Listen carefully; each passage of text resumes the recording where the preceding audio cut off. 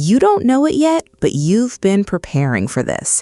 A highly volatile and transformational energy kicks off this entire week, and the reason is bigger than you think. This isn't a small aspect. This isn't a check your horoscope app kind of week. On July 18th, Uranus in Gemini forms an exact trine to Pluto in Aquarius. Astrologers have been watching this one for a while, because a configuration like this in these exact signs hasn't lined up quite this way in centuries. That's not an exaggeration to hook you. That's the actual math of the sky. And when something that rare happens, it doesn't just affect your mood. It affects the whole room, the whole conversation, the whole culture you're standing in. If you've felt restless, wired, like you're waiting for a call that hasn't come yet, or like you already know something is about to change and you just don't know what, stay with me. There are 7 signs this is already moving through you, and I promise by the end, you'll know which one is yours. Before we go further, if you're already nodding, if some part of you knew this week was different before you even clicked play, drop a yes in the comments right now. Let's see how many of us felt it coming. Let's slow down and actually look at what's happening, because the meaning is in the mechanics, not the mystery. And before we go further, I want to tell you why this particular week chose you specifically, and not just the collective in some abstract way. Uranus is the wire. It doesn't ask permission, it just flips the switch. Right now, it's sitting in Gemini, the sign of information, conversation, the nervous system of ideas themselves. So this isn't quiet internal change. This is loud. This is a text you didn't expect, a headline that reframes everything, a thought that arrives mid-sentence and rearranges your whole week. Here's why that lands on you specifically. You've had a thought lately that scared you a little because it felt true, not a passing idea, a real one. Something like, maybe I don't actually agree with this, or maybe I've outgrown this version of myself. Uranus in Gemini doesn't whisper, it hands you the thought fully formed and dares you to sit with it. If that's happened to you in the last week or two, that wasn't random. That was the spark arriving early. Pluto, meanwhile, is the foundation inspector. Slow, patient, relentless. It's currently in Aquarius, the sign of collectives, systems, the structures that hold whole groups of people together, not just individuals. Pluto in Aquarius isn't asking what's wrong with you. It's asking what's wrong with the system you've been quietly adapting yourself around. And here's why that one is yours to feel too. You've been the one holding a system together, quietly. Maybe it's a team at work, a friend group, a family dynamic. You're the person who smooths things over, who remembers what everyone needs, who keeps the structure standing without ever being thanked for it. Pluto in Aquarius is aimed straight at that kind of invisible labor.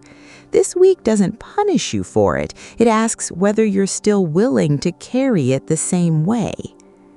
Uranus in Gemini sparking the idea, Pluto in Aquarius rebuilding the structure underneath it, and you standing right in the middle of both for reasons that have nothing to do with coincidence.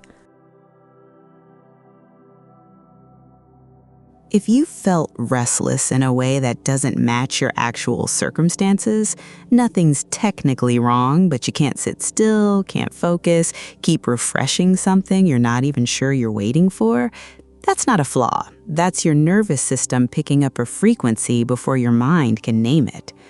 This kind of aspect moves through the collective first and the personal second. You're not imagining that things feel different right now. You're feeling the wiring of something bigger being touched, and your own life is just the room closest to the socket. You don't need all 7. 2 or 3 landing is enough to know the sky found you. Sign 1, sudden restless energy with nowhere to put it. Not anxiety exactly, more like static under your skin. You might find yourself pacing the same room twice, rearranging furniture that didn't need rearranging, refreshing your phone for no reason you could actually explain if someone asked. This is Uranus in Gemini doing what it always does. It wants motion. It wants information. It wants something to do with the charge that's been building in your chest for days now, quietly, before you even had a name for it. Sign 2, an old belief suddenly feels thin. Something you'd accepted for years as just how things are, about your work, a relationship, or the wider world, suddenly looks flimsy, like scaffolding dressed up as a wall. It's not that the belief was always wrong, it's that you've grown past the version of you who needed it, and Pluto in Aquarius is quietly asking whether the structure underneath was ever load-bearing or just familiar. Sign 3, a single conversation that changes the whole shape of your week. One text, one comment, one sentence overheard at the wrong moment, and suddenly the whole picture looks different. Gemini doesn't wait for a slow, dramatic reveal. It delivers change through words, often small ones dropped in passing that end up rearranging everything after them. Sign 4, irritability with anything slow. Systems, people, red tape, bureaucracy, slow replies, outdated rules, someone explaining something you already understand. If these have felt unusually infuriating lately, that's not you becoming impatient or unkind. That's Uranus wanting to move at the speed of thought, while Pluto in Aquarius reminds you the old system underneath it was never built to handle this much speed to begin with. You're not overreacting, you're outgrowing the pace. Sign 5, a pull towards something bigger than your own four walls. You might feel less interested in small talk and more interested in what's actually happening in your industry, your neighborhood, a cause you'd normally scroll past. Aquarius energy zooms out. It makes your personal life feel stitched into something larger, whether or not you asked for that connection. Sign 6, dreams about electricity, technology, or crowds. Circuits, screens, group chats, protests, gatherings you can't fully explain in the morning. This is about as literal as the sky gets. Your subconscious is processing the collective nature of this shift before your waking mind has caught up to it. Sign 7, a strange excitement sitting underneath the restlessness. Not fear exactly, anticipation, like something is about to click into place and some quiet part of you is actually ready, even if you can't yet say for what. This is the trine itself, doing exactly what a trine is built to do, proving that big, real change can arrive as momentum instead of catastrophe, and that you're allowed to feel almost eager about it. Which one hit? Sit with that for a second before we go further. Let's put this in plain language. Imagine a house wired a long time ago, back when the systems it needed were smaller and simpler. The wiring worked for a while, it held, but the house has grown. More rooms, more people, more happening inside it, and the old wiring is starting to spark under the new load. Not because it's broken, but because it was never built for this much current. Uranus in Gemini is the spark jumping across the wires, sudden, bright, a little unpredictable. Pluto in Aquarius is the electrician standing at the breaker box, not panicking, just calmly deciding which circuits need to be rerouted so the whole house can handle more power without burning out. This isn't a demolition, it's an upgrade, and upgrades are loud while they're happening. That's the restlessness you're feeling. But the trine means the electrician and the spark are working together, not against each other. The lights may flicker, they're not going out.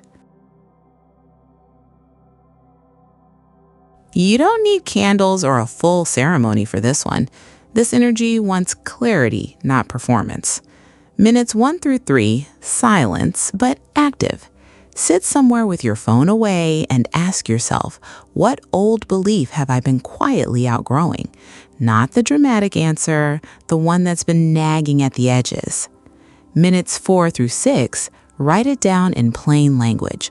One honest sentence about what feels ready to change.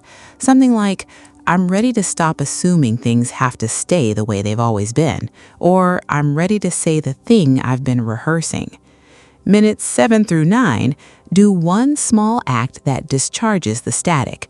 Go for a brisk walk, send the message you've been drafting, reorganize one shelf, one file, one drawer. Give the restless energy somewhere real to go. Minute 10, visualize the version of your life where this shift has already happened. Not the whole future, just the next room. Hold it for 30 seconds before you move on with your day. That's it.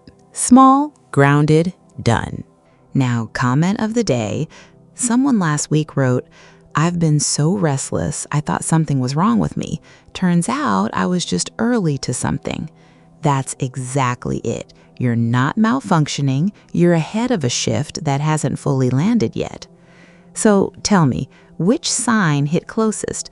Was it the restless static, the belief that suddenly felt thin, or the strange excitement underneath it all?